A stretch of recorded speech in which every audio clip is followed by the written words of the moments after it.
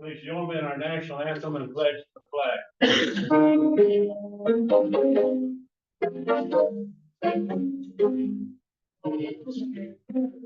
Sing, I want to be more.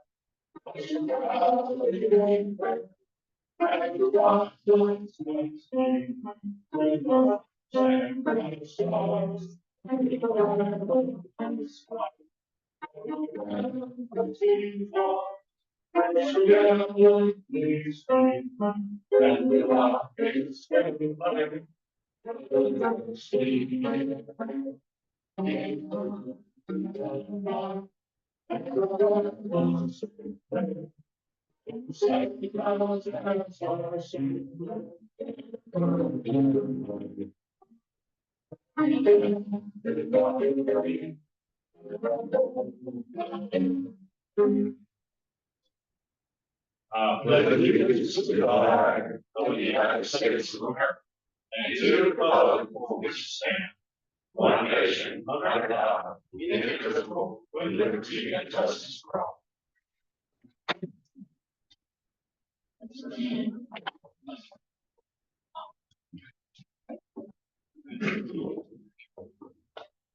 Please bow your heads in prayer with me today. Father, we're thankful for this opportunity to come today and assemble and enjoy our fellowship with one another, extend our club as service of love self to this community. We thank you for the leaders we have in our club. We thank you for the club members that give their time sacrificially each month and each week. We thank you for those that serve our community, our first responders, our medical community, our state leaders that represent us, Lord, and we just ask you to continue to bless them and our national leaders. We thank you, Father, for this opportunity to be here today. Thank you for the food we have eaten. God, we ask you to bless our bodies, bless your service. Christ, and we pray. Amen. Thank you, James.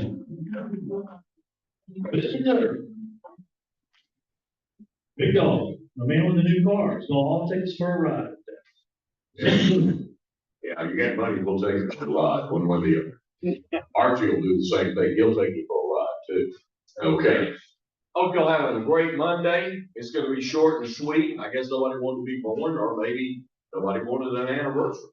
But today we're gonna celebrate a birthday for Thomas Spigner on May the 11th, and anniversaries for Brooks Newell and Laura on May 6th. And in case you didn't wake up thinking about this morning, I had margaritas for some odd reason on my mind when I woke up this morning. And it's Cinco de Mayo Day, and I haven't had a margarita yet, but I promise before the day is over, I will make that dream come true. You all have a great day. Not Cinco de Mayo, Cinco America. Cinco America, right. Yes, Mr. Brad Harris. Introduction of guests and visiting Rotary.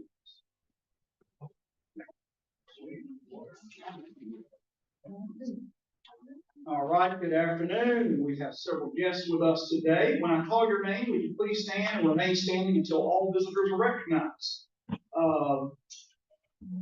Most all of these people are guests of the club. So we have Whitney Galloway, we have Emily Huffman, Joanna Woodham, Jeff Woodham, Tayton Killingsworth, Amanda Killingsworth, Jeff Killingsworth, Isabella Beatty, Marisol Beatty, Riley Beatty, and Christopher, all guests of the club. And then we have one additional guest, Casey Schreier, which is a guest of Sheila Azar. Thank you all so much. Is there anyone I may have missed? No? Okay, thank you all for joining us.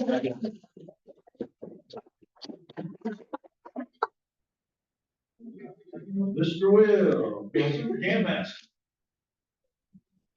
Whose lucky day is this? 252. 252 points.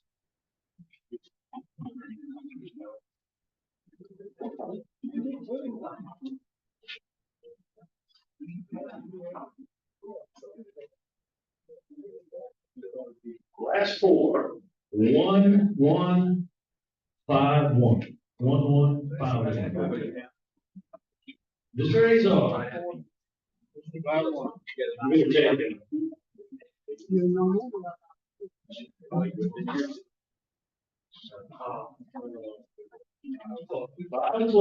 Jason Livermore.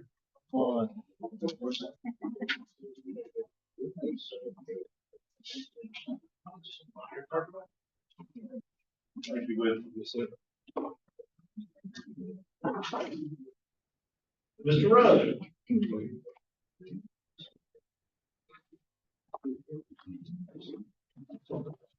Today, we recognize some outstanding 4-H'ers. Taking Killingsworth and Isabella Beatty, at this time, Whitney with 4-H is going to introduce them. Thank you for having us today. I just want to say that 4-H is one of the youth's largest development organizations in the nation. We've been around for 115 years. Here in Houston County, since 2022, we've gone from 650 members to 2,900 this year. And so we have increased 300% in 3 years. And we are currently in 26 different classrooms a month.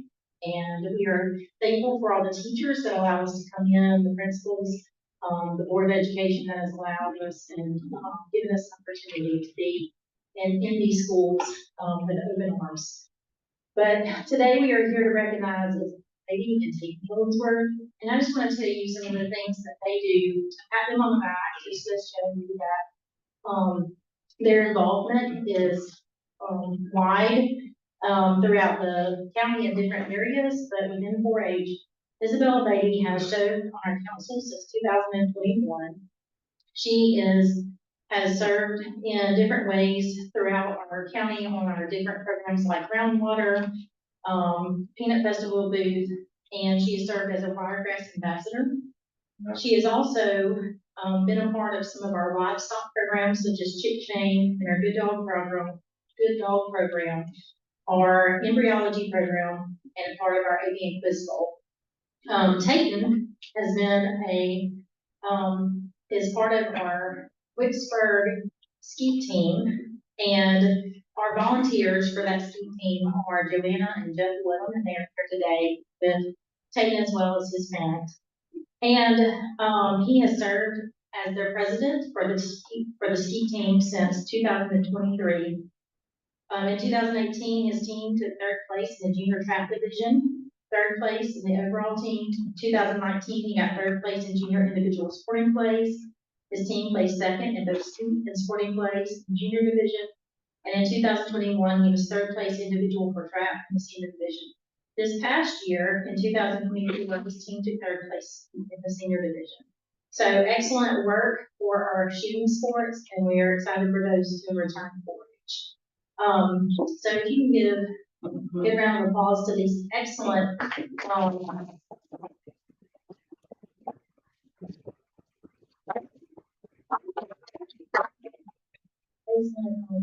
man and young woman, and Tayton is planning to go to Auburn in mechanical engineering, electrical engineering, sorry, and Isabella Beatty is going to Auburn in animal science. I'm going to give them the floor for just a minute to tell a little bit about how 4-H has impacted their life over the last couple of years. I'm Isabella. I'm a senior homeschool through Rich Christian School, and I just wanted to say thank y'all for having us, and thank you to Miss Whitney for choosing me to be here.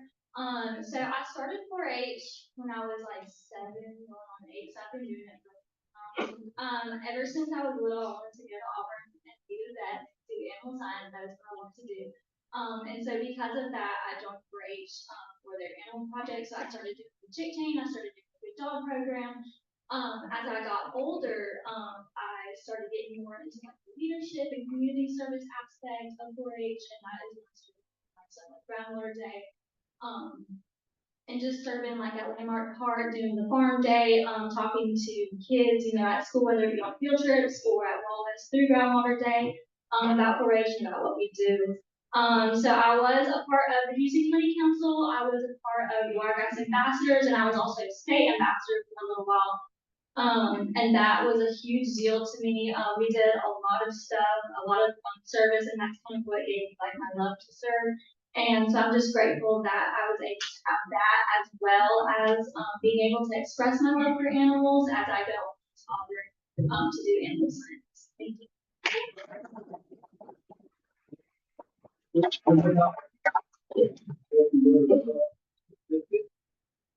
And they watch. Congratulations, Lori.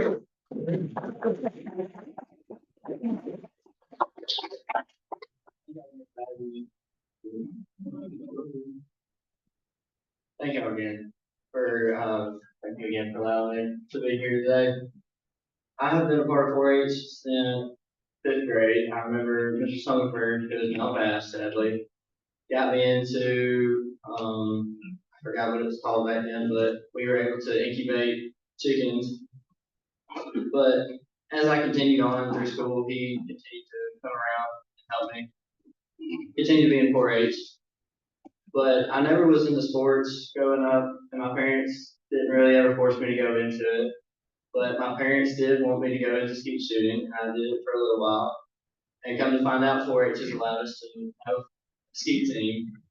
And so I've been very blessed to be able to have 4-H allow us to have a skeet team, be able to go and do skeet around here. And luckily it's been able to grow a lot around here in the South. But it's definitely taught me a lot of leadership goals, and it's got me in contact with a lot of people, hearing ins and outs between the fair and anywhere through ski. But it's definitely taught me a lot of people skills to communicate with other people, especially on the field. That's been the biggest thing, is communication on the field, because you have to be self-aware of everybody else that's going on, and you have to be able to speak up for other people.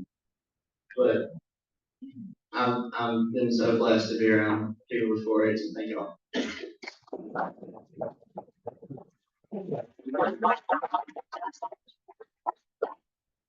To the city thing. We had a brief conversation. He says, he's of course going to Auburn also for you, and he's going to do electrical engineering. I said, what you do after school?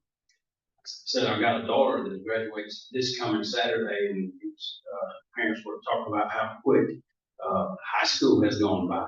Anyway, we got to talking, and he says, I'm going to do standby generator. And I said, well, let me tell you about my standby generator.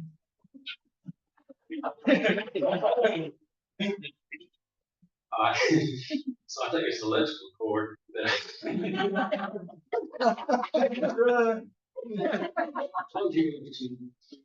So you take your generator. This happened about 10 years ago. All right, so you take the generator, and you take an old piece of wire. All right, and I think the wire is big enough for you set the gauge, and you run it into your breaker box.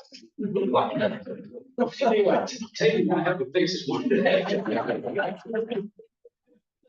And, congratulations, your watch. Again, outstanding 4-Hers for the Houston County area. Thank you.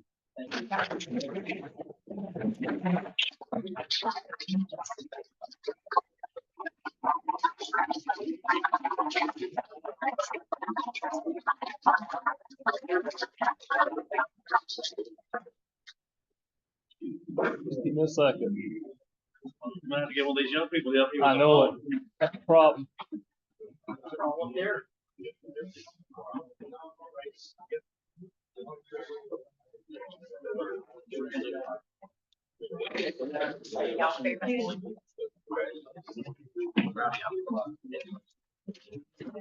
Yes.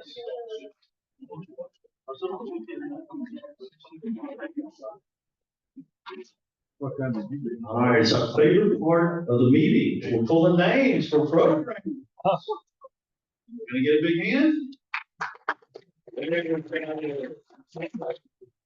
First off, thank y'all for letting me serve in this capacity. It's hard to believe that we'll be turning the card to a new team that's coming on. But I'm going to draw through September the 1st, so we'll draw about 8 names today. If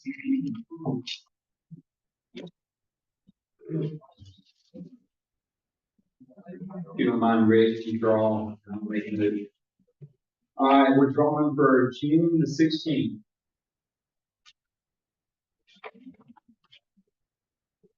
All right, Corey Fountain. Corey Fountain.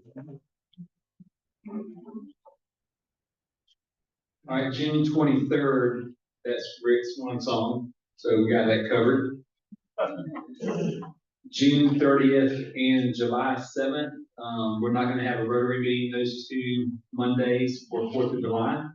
So the next program is gonna be July the 14th. Sheila Azar. Okay, July the 21st will be the next program. Lawrence Johnson.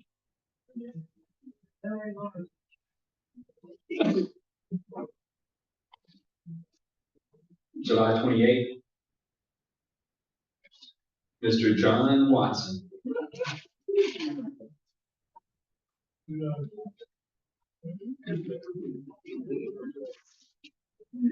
August the 4th. Brad Parrish.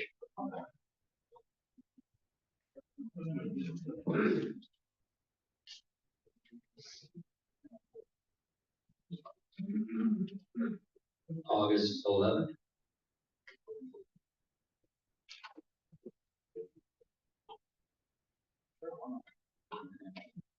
Wes Grant.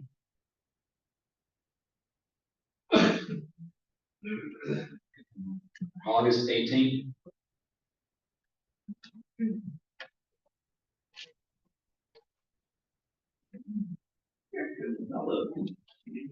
Rick Porter's own name. So. I can't pull my ticket up here to draw the card, but I can pull my name up. Okay, August 18th is Wayne Palmer. Wayne Palmer. Wayne Palmer. Okay. August 25th, we got 2 more. This one.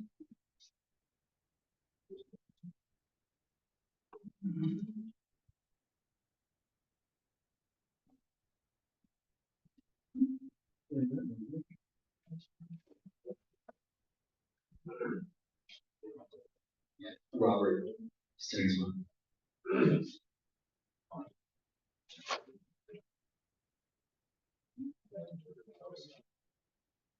Yeah, I'll call you. September the 1st, last one. Which day is that?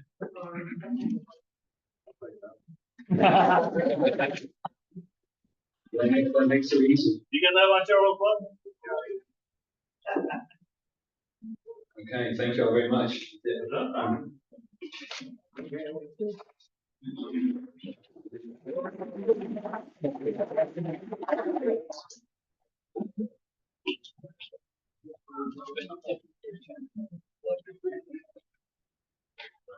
Gee, Yeah. you're up.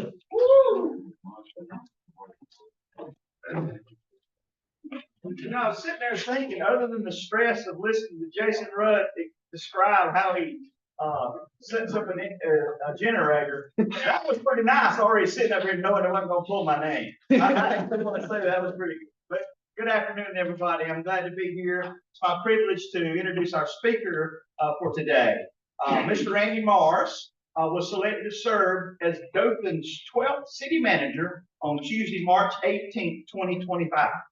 Previously, as the assistant city manager for about 4 years, and as the interim city manager for about a year, Randy worked with the city commission and department heads each day to oversee city operations and implement special projects. His previous role as general service director offered him the opportunity to interact with all city departments on a regular basis by administering construction projects and coordinating services.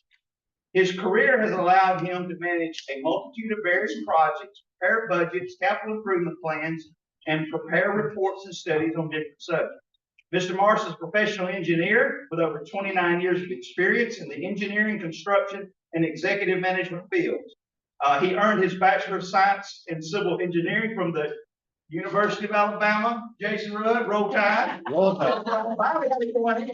Prior to his career in municipal government, he worked as an engineering consultant with a private firm and served in the United States Navy. He has extensive experience from working in multiple departments within the city of Dothan, including engineering, public works, Dothan utilities, general services, and administration. Randy is the proud husband of Wendy and father of Brooke and Rachel. In his spare time, he enjoys hunting, fishing, and watching college sports. Please help me in introducing my boss, our new city manager, Randy Moss.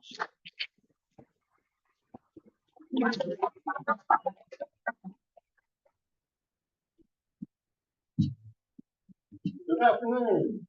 Afternoon. Make sure I get all this right.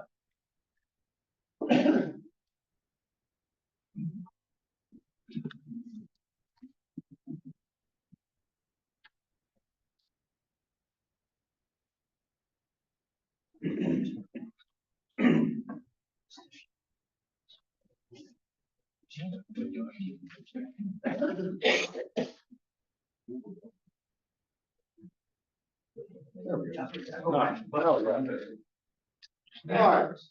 Well, thank you for letting me come today. What I intend to do is go over kind of an update where we are with our city center project that we've got going on downtown. And then anytime during the presentation, if you got questions, just holler out and I'll answer them. And then at the end, we can open it up for questions about anything city related that's going on. So several years ago, the city commission took on a large project downtown with our city center project. What you've got here on the screen is the overall master plan of what we're looking to do. As you've seen, if you've been downtown, we've got quite a bit of construction going on right now. The first project that kicked off was the Opera House restoration and addition. That project is nearing completion. It's going to wrap up the end of this month. We've already got shows booked July 6th and 7th. Common South's coming to be our first show in there. That's about a $17 million project. We were able to get $10 million from a local donor to go toward that project. And then right beside it, where the mobile utility collection building was, that's our Porter Park and Events Plaza. It's going to have an amphitheater, and we'll go through all that in a minute, but that's a $11 million project. We were able to get $1 million from the Houston County from ARPA funds to go toward that project. And then the other one we've got going on in construction right now is our Wiregrass Innovation Center, which is right beside the Museum of Art. That is a $35 million project. We were able to get $20 million from the state. Wiregrass Foundation is putting $10 million toward it. And then we've also got $100,000 grant from Alabama Power Foundation. And then we've got $325,000 from Innovate Alabama. Go all the way to the left-hand side of the screen. That's the new city hall, right across the street from the Houston County Courthouse. That project, the city commission is going to consider awarding the contract for that tomorrow, and then construction will be getting started on that right afterwards in June. And then we've got our other area around the existing civic center. We're looking at taking the dome down and then building a new arena that will be much larger and facilitate different things, as well as modifying the current city hall location for our arts groups.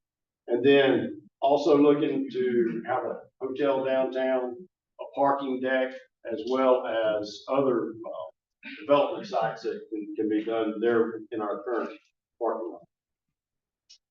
So I mentioned the Opera House. Over on the left is the rendering from when they got started.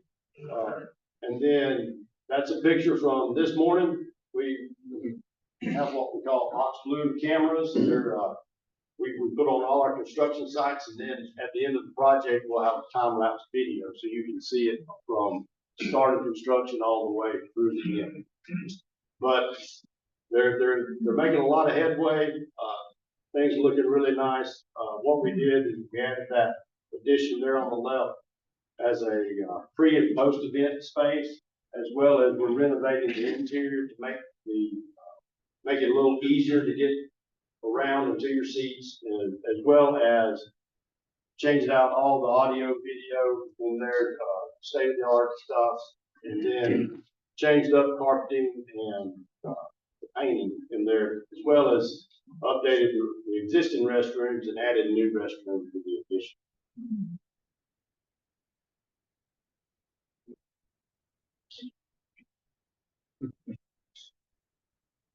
All right, right beside it is the Porter Park and Events Plaza. It is a little bit further behind, but it is moving along nicely as well. We're looking maybe June, July that it'll be completely finished. What we've done here is we've renovated the existing Porter Park that is there on Foster Street, as well as we're adding a restroom, public restroom that'll be open when the parks are open. Adding a water feature with some artwork around it, kind of a kids play area, and then a amphitheater that'll have a covered stage and all, and then over the seating of the amphitheater, we're going to have the sunscreen, just because it does get a little warm down here in summer if you're all aware.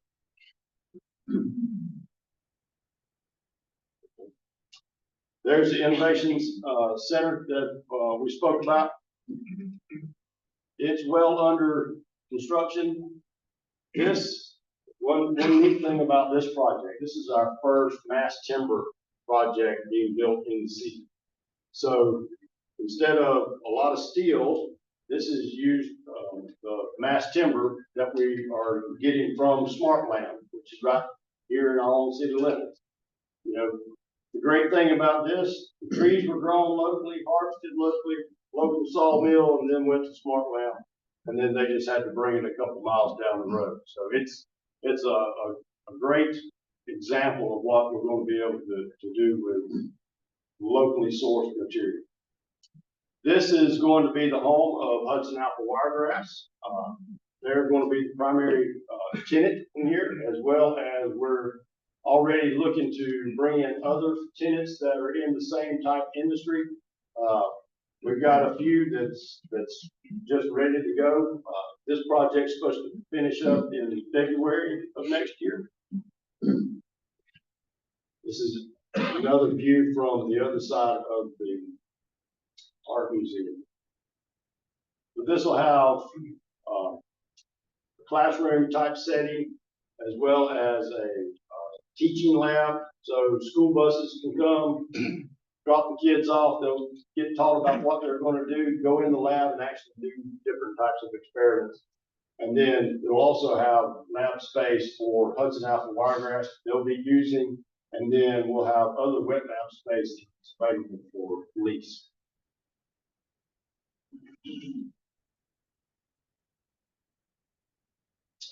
City Hall. That was a interesting project to try to pull together that much property in downtown Dothan.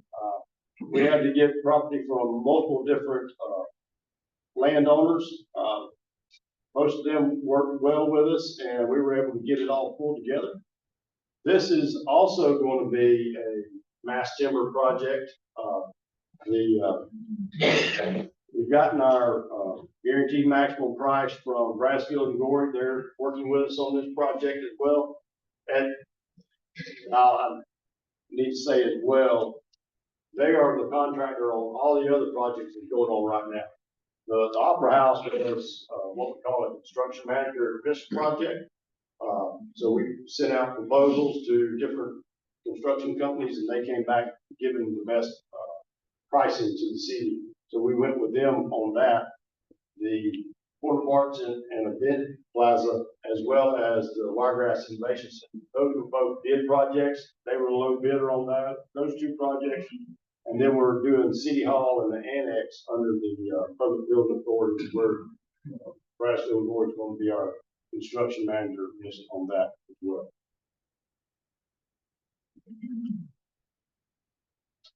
So this is what it looks like now. What we were able to do, we were able to purchase the property from Houston County, where the parking lot is, as well as some of the storage buildings there toward the left of the screen on Main Street, and the old probation and parole building. Part of the purchase, we were to create the same amount of parking that they currently have. So we went ahead, took down probation and parole, built the parking lot. It's open and being used. And that combined with the property that we bought, the old Dothan Eagle advertising building. When you add all that parking together, it's equivalent to what is being replaced there at the parking lot across from the courthouse. We were able to purchase the old tent shop as well as the legal services building and the McGowan Law Firm, and we purchased the Dr. Hicks property as well as the Dothan Eagle, the old Dothan Eagle right there on the corner of Troy. We've also purchased the Lee Livingston building. That building is going to remain. We've got a lease agreement with them over the next 5 years. But we'll be incorporating a few modifications to the outside to make it look like what City Hall is going to be looking like. So this is the kind of the overall looking toward the southeast. You see the City Hall on the right, that's right on the corner of Oaks and Main, and then right beside it, you see the Lee Livingston building. And then the building on the far left is what we're calling our City Hall Annex. That is where the Dothan Eagle building is. We looked to originally renovate that building for what we needed. It's quite an old building, had multiple additions throughout the years, and so you had all kind of different floor elevations in there, and it wound up, it was going to be more expensive to renovate the building than it would be to tear it down and build exactly what we need. So that's the path that we decided to go with. This is a view from Main Street. This is right on the corner of Oaks and Main. This is Oak Street there on your left. So the primary entrance is there going to be on the north nearest parking lot. And then there'll also be another public entrance on Oak Street that we used, and then there'll be an employee entrance on the west side.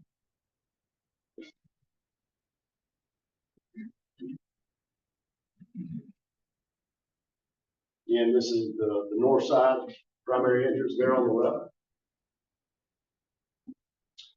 This is the foyer when you come in. You'll have the reception desk there at the front. To the right is the new city commission area. We'll have everything similar to what we have been to the city center lately. We've got our business services downstairs. That's what the dark brown area is, where you'll get business license, building permits, all that kind of stuff. And then you go on to the left, that'll take you down to utility collections. If you need to set up services or make payment. And then we'll have access controls going to the rest of the building as far as where all the other employees will be located. This is the chambers. You see the yellow looking, that's all the mass timber we'll be getting from Sparkland. This is on the second floor, kind of a employee break area. This is on the third floor, next to administration, the mayor's conference room. This is the annex. You look there on the bottom right, you see what it looks like now with the old Dothan Eagle building. This is going to be a complementary building to what City Hall is. We're not going to use as much mass timber on this project just for cost reasons. Just because of the size, the economics worked out better to go with the traditional steel construction on this. And this will house our personnel department as well as our IT department. just another view. Over on the right is the new parking lot I alluded to earlier that's already constructed and open. And then this is, again, just another view with everything in the picture there. Like I said, tomorrow, the city commission will be voting on moving forward with approving the construction contract. Price came in at $55,846,576. The annex building, it's a couple of months behind. We should be going to construction with that later on this summer. And the size of it, they'll both still finish up about the same time frame in fall 2016. Moving to the last phase of the project. So that's all the property that we own around the Civic Center. You notice Linden Furniture is there. We're not trying to do anything with them. We want them to stay there and keep selling furniture to all y'all and bring those tax dollars in. These are some of the key ones around that area. This just goes back to what that overall master plan looks like. As far as the arena and the arts area, we had a market analysis done to see exactly what size arena we need. What it came back with is Dothan does real good with our outdoor sports, and we have an opportunity to take advantage of indoor sports. So to get some of the larger tournaments, you need 8 basketball courts or 12 volleyball courts. And so we're looking to build an arena that will house something that large, as well as also be able to be used for different performances, just like our current city center. This is the hotel. Likewise, we had a market analysis done on that. They are saying that we could use a hotel that's up to 200 rooms in the downtown area. Not only for what we're doing downtown, but also for just the regular business that is in the downtown area.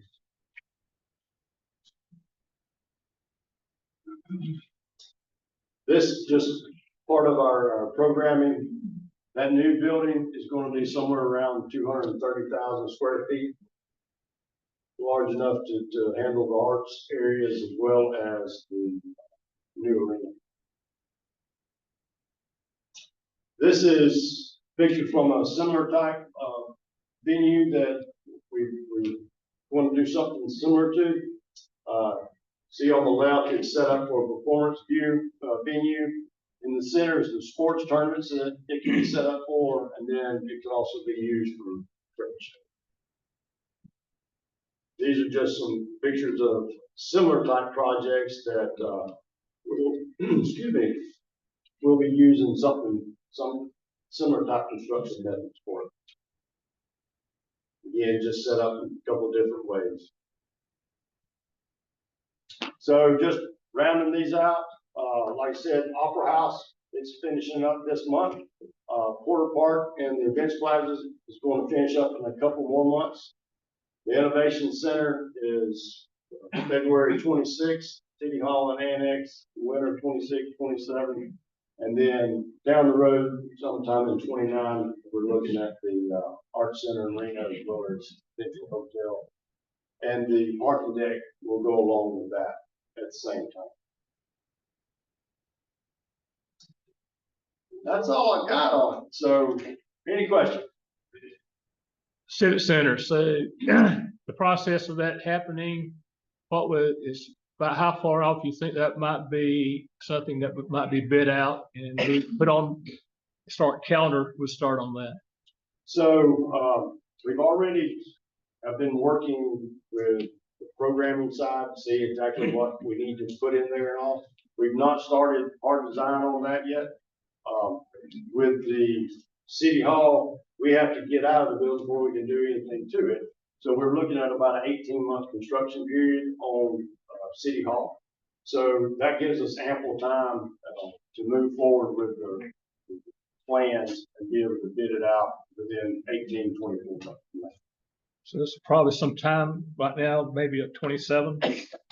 Or Yes. it's just torn down. It'll be at least then. And then that's probably a 2-year construction timeframe on the. Yes, sir. Any plans for a parking deck? Yes, sir. One's right there. It's between Liddon and where the arena is now. Looking to put a parking deck there, as well as have some of it on the street side, to have retail, business, or different type of lease space. down So on that lot. the lower part's gonna be retail, the upper part, parking deck, is that? Yeah, part of it will be retail on lower, some of it will be parking, some of it will be retail. As well, you know, we've got our existing overflow parking lot over to the northeast of the existing arena. We're gonna be able to make improvements to that to make it easier for people to access the arena from that overflow parking area as well. How many vehicles for parking deck over there? We've not settled on a number yet, but it'll be probably 300 to 400. Maybe 3 or just charging? We've not settled on that yet either. You know, everybody always says, let's just build a parking deck. Well, a parking deck costs about $40,000 space. A surface parking is probably somewhere in the $7,000 to $10,000 space. So it's very expensive to build a parking deck. Yes, sir. Will the activities that are at the Cultural Arts Center move to the Arts Center, or is there a plan to do something like that? So that is, kind of our intent is what some of the stuff that goes on now at the Cultural Arts Center will be all there in one space, as well as building, new or renovating the area for the Museum of Art. So you've got all your arts organizations right there. What would happen to the old? We've not made a decision on that yet. So we don't really have a timeline or what we're gonna do for that. Randy, just, it looks like it's in the drawing there, and I realize.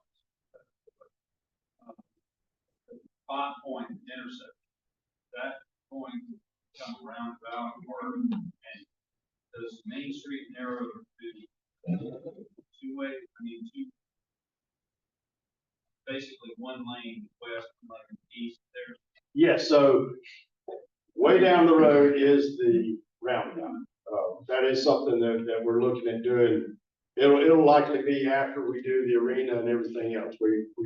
We've not even broached the subject with Dot on that yet. But, you know, if you've been down Main Street, there's a lot of construction going on right now. So what we're doing is we're upgrading our wastewater and storm drainage infrastructure underneath Main Street, because the state's going to come in at the end of the year and resurface Main Street. We wanted to go ahead and get all that done so that we don't have to go back out there and dig up fresh asphalt to make any repairs in the near future. But along with that, what we are looking at is doing what they call a road tie. And so essentially you've got 4 lanes between Oaks and Museum right now, 2 lanes in each direction. So what we're looking at doing is, if you've ever walked down the sidewalk on Main Street, have a big old log truck come by, it makes it a little bit uncomfortable. So with part of a downtown, you want a downtown to be a destination, not something you just pass through. So what we're looking to do is make the roadway where you have 1 lane in each direction, and then a center turn lane down the center. We've had some traffic studies done on that. It's going to maintain about the same level of service that we have now through that area. And then what we're looking to do is sometime toward the end of summer is go through and restripe it for that road diet. And then that'll give us a few months to evaluate as to how it operates before the state comes through with the resurfacing. And then based on how it operates during that trial period, we'll either stay with the road diet or we'll go back to the way it is now. based on how it works. But what that'll allow is that pushes the traffic farther away from the sidewalks, where one day we can come in and widen out those sidewalks with more access to the pedestrians, as well as make it feel safer for anybody using the sidewalk. All right, so I know this has been a challenge in this whole project. Can you talk through a little bit about parking, ultimately parking along the way while each one of these projects go through, and where the best places to park? You can go down there. So, right now, our Civic Center parking lot is still functional. The overflow parking lot that I mentioned over to the upper right-hand corner, that's functional. The city purchased the parking lot behind the federal courthouse a couple of years ago.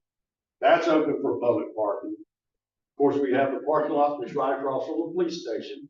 That's open for public parking.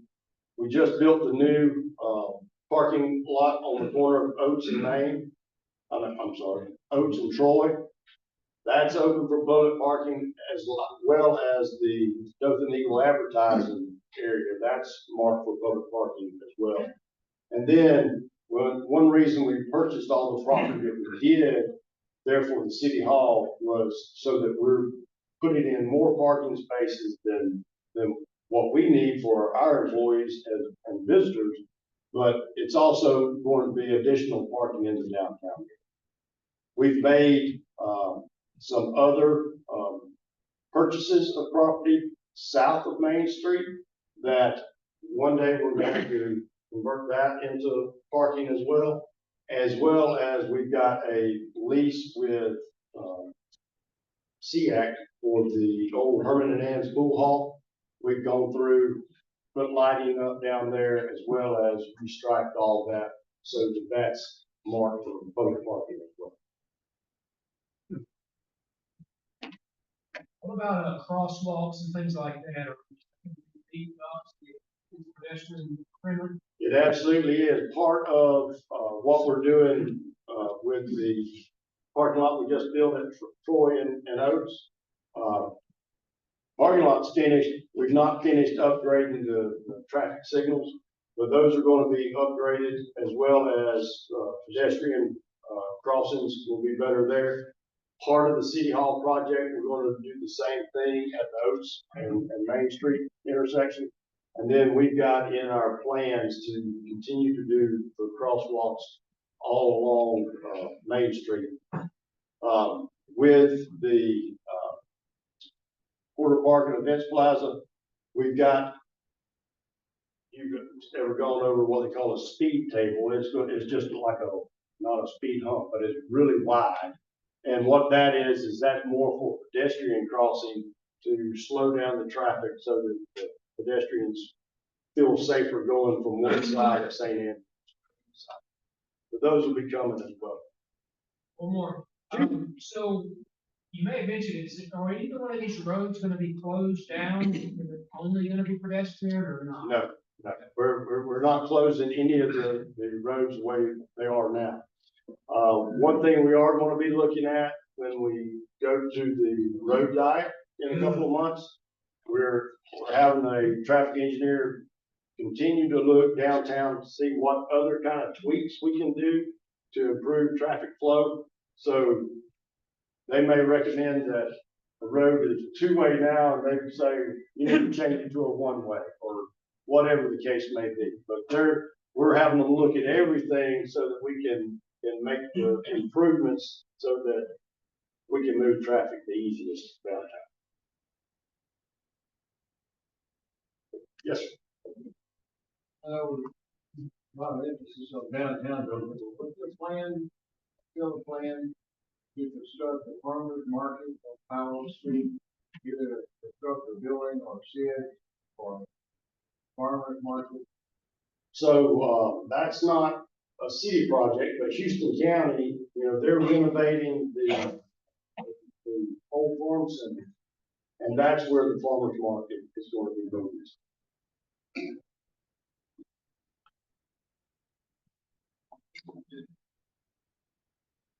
Any other questions?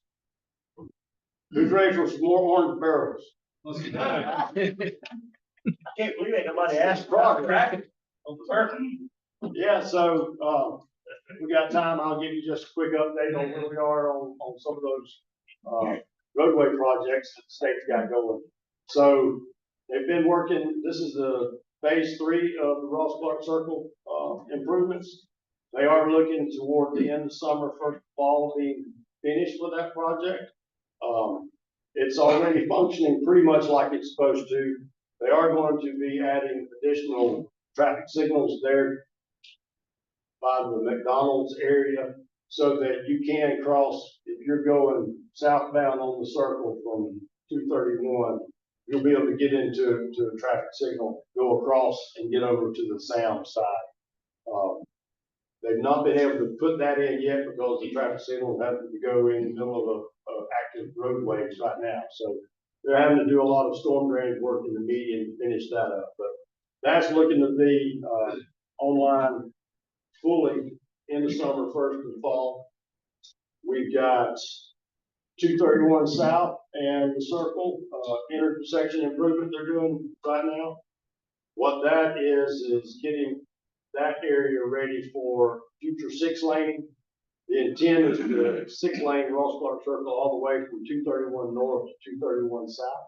So highway director didn't want these great big expensive projects, so we're doing multiple projects. So the first one is the 231 South and Circle. Under design now is to go from Border Street to 52, improve those intersections as well as create the 6 lanes through that area. And then we're just going to keep moving south down the circle until we get finished with all of it. If you go out 84 west, we did a project with the state, a trip to. Basically, whoever came up with this at the state level was genius. They said, we'll let you make modifications to our roadway, and we're only going to put in up to $2 million of it. You get to pay for the rest. So when we 3-lane the section going west from Flowers Chapel out to John Deodle, that was about a $6 million project. State put in $2 million, city put in $4 million. We've got a project going on right now at the John Deodle intersection on 84. That is a trip project as well. State put in 2, and I think we put in maybe around $1 million. We've got another one approved to modify the signal or the intersection where Flowers Chapel comes into 84. We're talking to the owners of the property of the old Bird Funeral Home. We're looking to build a roadway right there where it lines up with Phillips Terrace, build a roundabout there on Flowers Chapel, and then cul-de-sac it before it gets 84 as it does now, just to move that traffic farther away from the circle.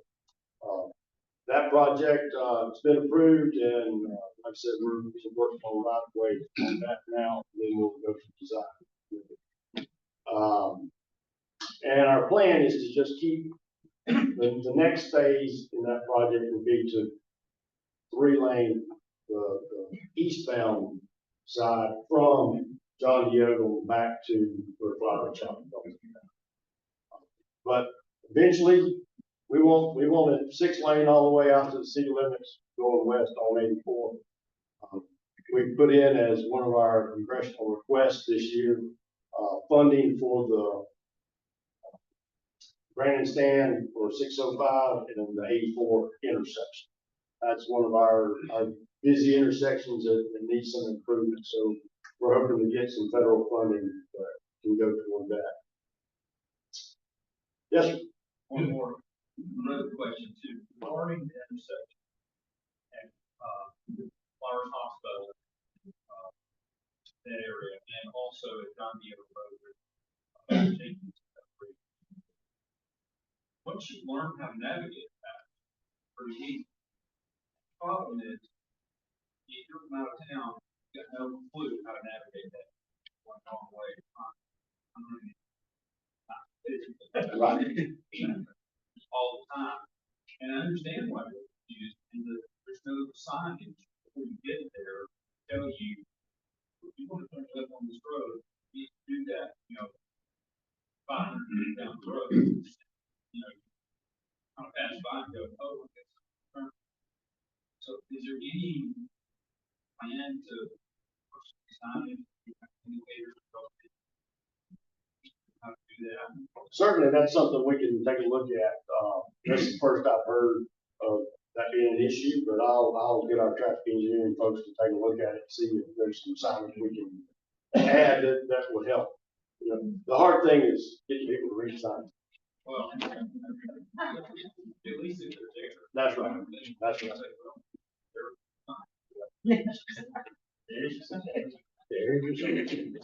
Just one more question. That's right. I understand some lands required on the east side, possibly a service road, maybe going to be built on the east side of Dothan. Yeah, so the state does have a safety project that they're looking at on the east side of the circle. What they're breaking it up into two phases. So one phase will go from Main Street to the south. That intersection, that signal is right there at Fairview. We're looking to relocate farther away from the Main Street so that you've got a better flow of traffic there, and then they'll extend the service road on down to that. We're also looking on the north side will be the next phase of that, and they're looking to put service roads on both sides of the circle, going almost to 52. But the first phase they should be letting that within the next 6 to 8 months, I believe. And then, like I said, they'll move forward to the next phase after they get the first one done.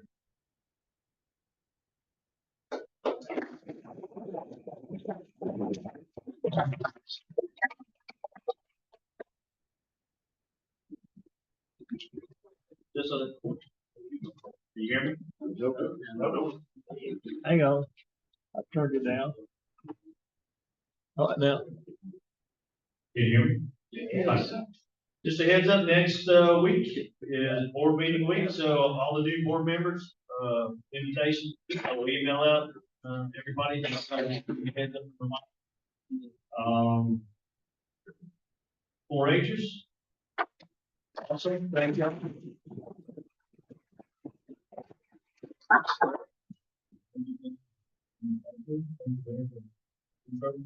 If we can all stand.